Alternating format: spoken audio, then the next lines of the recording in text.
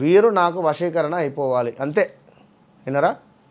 ఎదుటి వ్యక్తి నాకు వశీకరణ అయిపోవాలి అనేటువంటి పరిస్థితిలో, వశీకరణ అంటే ఇక్కడ మనమేం ప్రయోగాలు కొట్టడం లేదు, దానికి సంబంధించింది కాదు. అలాంటి సదుద్దేశము కూడా మీకు ఉండకూడదు.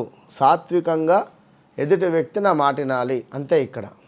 కనుక మీరేం చేస్తారంటే ఒక 4 తమలపాకులను తీసుకోవాలి. 4 తమలపాకులను తీసుకొని ఒక 4 కర్పూరం బిళ్ళలను తీసుకోవాలి. విన్నరా?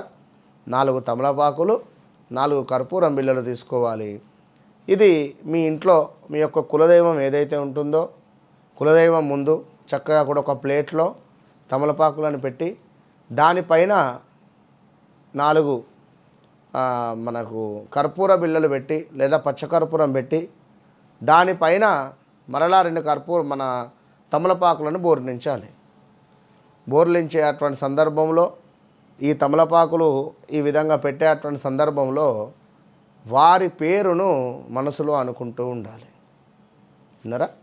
వారి పేరును మనసులో అనుకుంటూ ఎవరైతే ఉన్నారో పలానా రమేషు, పలానా సురేషు, పలానా ధనుంజయ్, పలానా వ్యక్తుల పేర్లను మనసులో అనుకుంటూ తమలపాకులను పెట్టి దానిపై కర్పూరం పెట్టి దానిపై ఈ యొక్క తమలపాకులను పెట్టి చక్కగా కూడా ఒక పావు గంట సేపు కూర్చొని హీలింగ్ చేసుకోవాలి. తను నా మాట వింటున్నాడు, తను నా మాట వింటున్నాడు, తను నా మాట వింటున్నాడు అనుకొని దీపారాధన చేయండి. దీపారాధన చేసి చక్కగా కూడా ఒక 10-15 నిమిషాలు మెడిటేషన్ చేసి సంకల్పించుకోండి కోరికను యూనివర్స్తో. అయితే ఇక్కడ తమలపాకుల యొక్క కాడలు ఏవైతే ఉన్నాయో ఈ కాడలు మొత్తం ఒక దిక్కు ఉండాలి.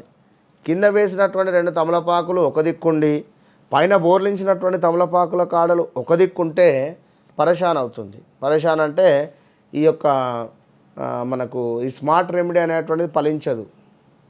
2 తమలపాకులు ఒకటే దిక్కు ఉండాలి, 2 తొడిమలు ఒక దిక్కే ఉండాలి, 2 తోకలు ఒక దిక్కే ఉండాలి చక్కగా కూడా. విన్నరా? ఇలా తమలపాకులను పెట్టేసి సంకల్పించుకొని కోరిక ఏదైతే ఉన్నదో అది తప్పకుండా కూడా మనసులో అనుకొని దీపారాధన చేసి వారి పేరును మనసులో పదే అనుకుంటూ కూడా ఈ రెమెడీ చేయాలి. ఈ రెమెడీ చేసినట్టుగా మరి మళ్ళీ ఎవరికి చెప్పకూడదు. ఎందుకంటే